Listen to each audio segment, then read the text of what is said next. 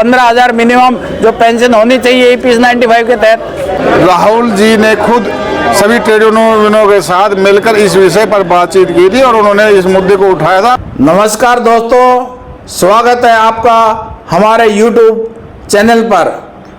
दोस्तों, आज की ये वीडियो सिर्फ एक खबर नहीं है, यह उन लाखों बुजुर्ग पेंशनर्स की आवाज़ है जिन्होंने अपनी पूरी ज़िंदगी मेहनत करते हुए देश की फैक्ट्रियों, कंपनियों, प्राइवेट संस्थानों में काम किया, लेकिन आज रिटायरमेंट के बाद वही लोग छोटी सी पेंशन में ज़िंदगी काटने को मजबूर हैं।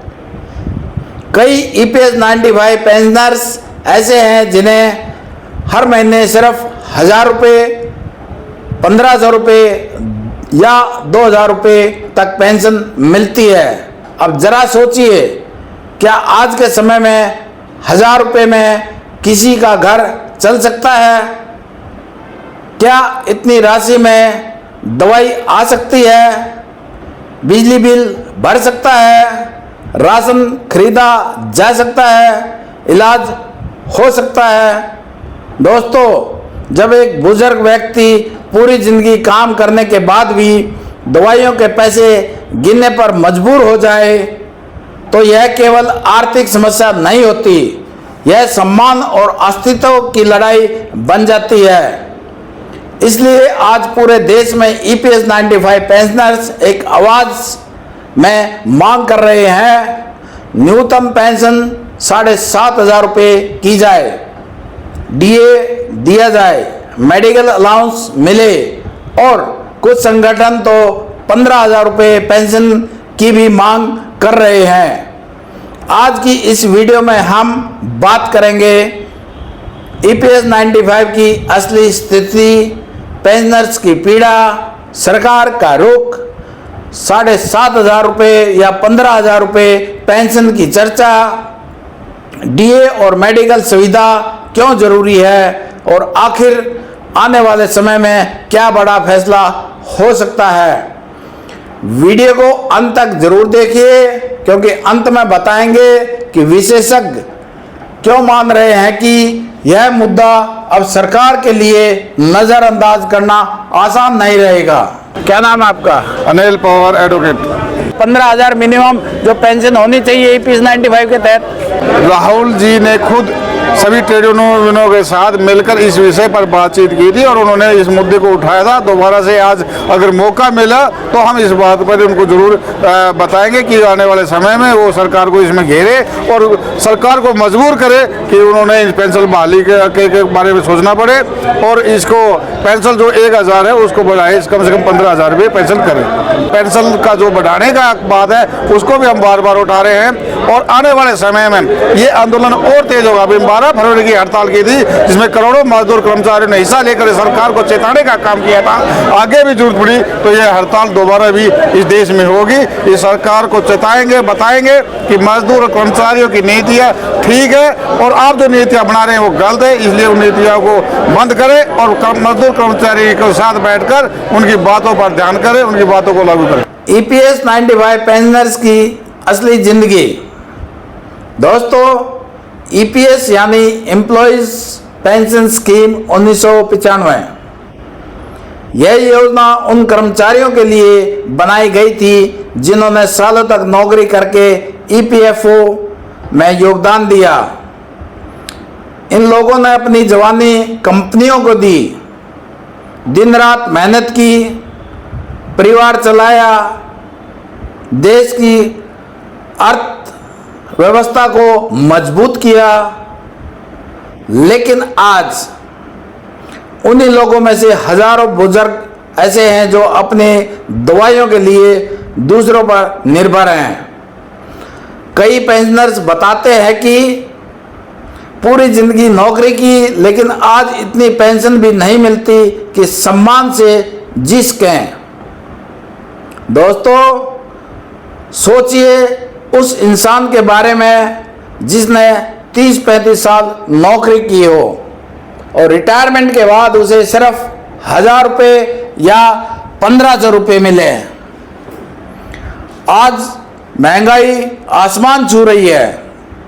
गैस सिलेंडर महंगा, दवाइयाँ महंगी, अस्पताल महंगे, बिजली बिल महंगे। ऐसे में बुजुर्ग पेंशनर्स के सामने सबसे बड़ा सवाल होता है, दवाई खरीदें या घर का राशन लें। यही कारण है कि EPS 95 पेंशनर्स लगातार आंदोलन कर रहे हैं।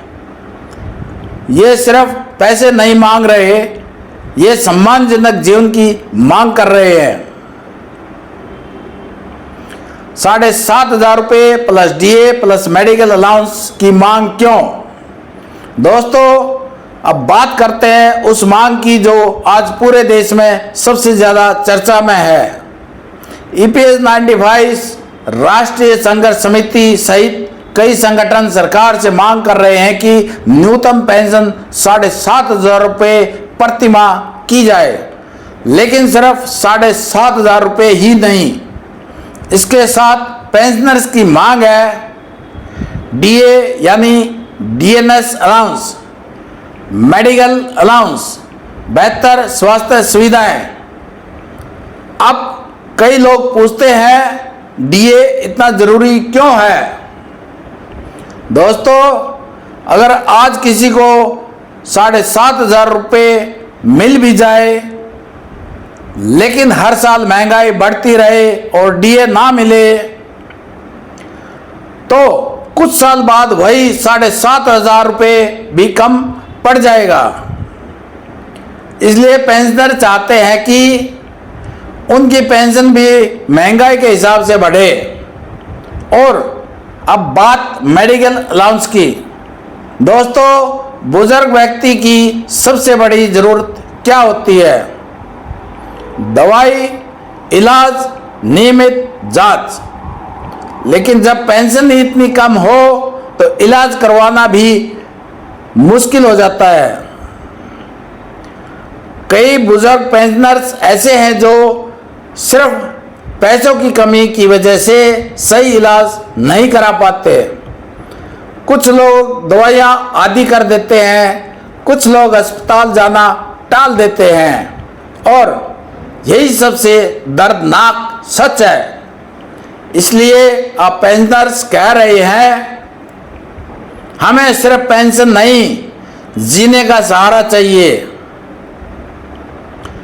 15,000 रुपये पेंशन की मांग और बढ़ता दबाव।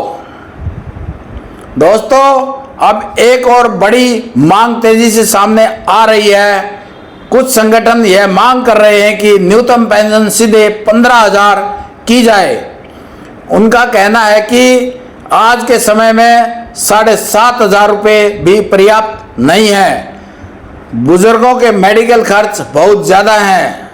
प्राइवेट सेक्टर कर्मचारियों ने भी वर्षों तक देश के लिए काम किया है। उनका सवाल है, जब सरकारी कर्मचारियों को बेहतर सुविधाएं मिल सकती हैं तो EPS 95 पेंशनर्स को सम्मानजनक पेंशन क्यों नहीं? सोशल मीडिया पर भी अब यह मुद्दा तेजी से उठ रहा है। लाखों लोग सरकार से मांग कर रहे हैं कि बुजुर्ग पेंशनर्स की स्थिति को गंभीरता से देखा जाए। हालांकि अभी तक 15,000 रुपये पेंशन को लेकर कोई आधिकारिक घोषणा नहीं हुई है, लेकिन लगातार बढ़ती आवाजें यह दिखा रही हैं कि यह मुद्दा अब राष्ट्रीय बहस बन चुका है। सरकार क्या सोच रही है? अब सबसे बड़ा सवाल, क्या सरकार पेंशन बढ़ाएगी? दोस्तों, सरकार पहले भी कह चुकी है कि पेंशन बढ़ाने से बहुत बड़ा आर्थिक बोझ आएगा, क्योंकि देश भर में लाखों EPS पेंशनर्स हैं। लेकिन दूसरी तरफ पेंशनर्स संगठन लगातार कह रहे हैं यह खर्च नहीं, यह उन लोगों का अधिकार है जिन्होंने पूरी जिंदगी मेहनत की है। सूत्रों के अनुसार कई सत्रों पर चर्चा जारी है। कुछ रिपोर्ट्स में कहा गया है कि सरकार चरणबद्ध तरीके से राहत देने पर विचार कर सकती है। जैसे पहले न्यूनतम पेंशन बढ़ाना, फिर डीए पर विचार, फिर मेडिकल सहायता योजना। हालांकि अभी तक कोई अंतिम नोटिफिकेशन जारी नहीं हुआ है, इसलिए किसी भी वायरल खबर पर तुरंत भरोसा करना सही नहीं होगा। एक बुजुर्ग की सबसे बड़ी जरूरत क्या है? दोस्तों, रिटायरमेंट के बाद इंसान ज्यादा कुछ नहीं चाहता, बस सम्मान, सुरक्षा और इलाज। लेकिन जब एक बुजुर्ग व्यक्ति को अपनी दवाई खरीदने से पहले पैसे गिनने पड़े, तो यह केवल आर्थिक परेशानी नहीं होती, यह समाज के लिए भी सोचने वाली बात है। विशेषज्ञों का मानना है कि आने वाले समय में सरकार वरिष्ठ नागरिकों के लिए अलग मेडिकल सहायता योजना ला सकती है। अगर ऐसा होता है तो लाखों पेंशनर्स को बड़ी राहत मिल सकती है।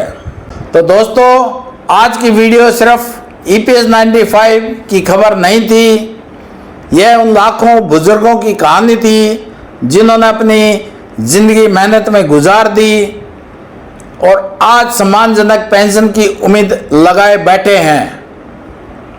अब आप हमें कमेंट करके जरूर बताइए, क्या ईपीएस 95 पेंशनर्स को 7,500 रुपये मिलना चाहिए या फिर 15,000 रुपये plus DA plus medical allowance मिलना चाहिए? अगर आप भी मानते हैं कि बुजुर्ग पेंशनर्स को सम्मानजनक जीवन मिलना चाहिए, तो इस वीडियो को ज़्यादा से ज़्यादा शेयर कीजिए, लाइक करें, शेयर करें, चैनल सब्सक्राइब करें, ताकि ऐसी महत्वपूर्ण खबरें आप तक सबसे पहले पहुंचती रहें। धन्यवाद दोस्तों, मिलते हैं अगली वीडियो में।